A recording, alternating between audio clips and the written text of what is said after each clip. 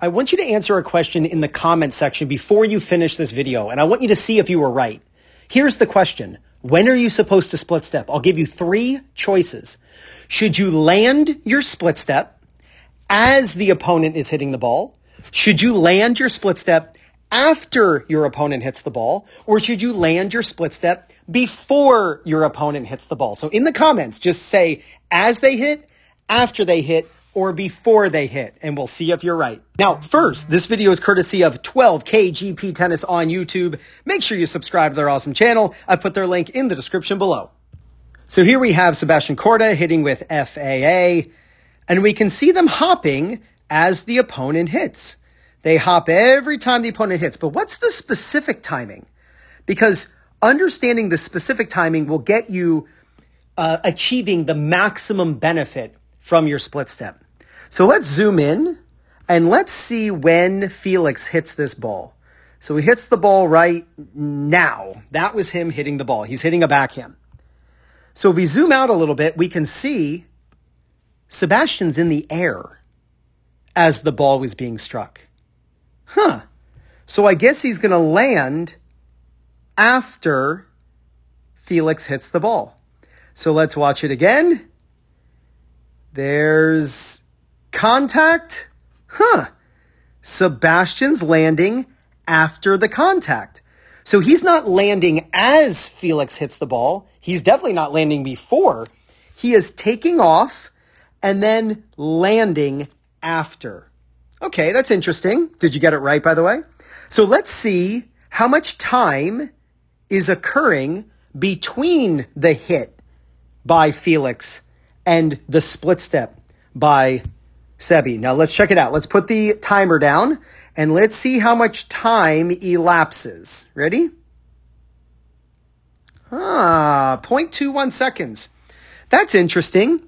Do you know why he's landing at 0.21 seconds after Felix hits the ball? Because it's a very specific time. Our visual reaction time is anywhere between 0.2 and 0.25 seconds. This is how long it takes for our brain to see something, our eyes to see something, and the information to be processed, and then we start moving. What the pros do by landing the split step after the opponent hits is they are synchronizing their feet hitting the ground with their brain reacting to the ball.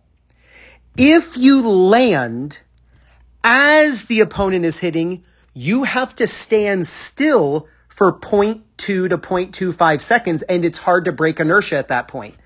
By landing after the opponent hits, the moment you land, you can move into action, and the pros do this all the time. Let's see this one.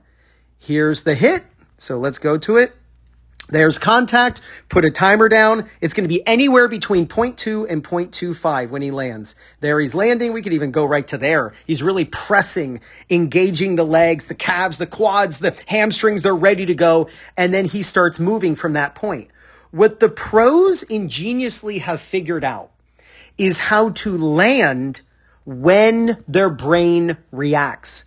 What I see most players doing, most recreational players, is let's take Felix, for instance. Let's see Felix is about to hit the ball.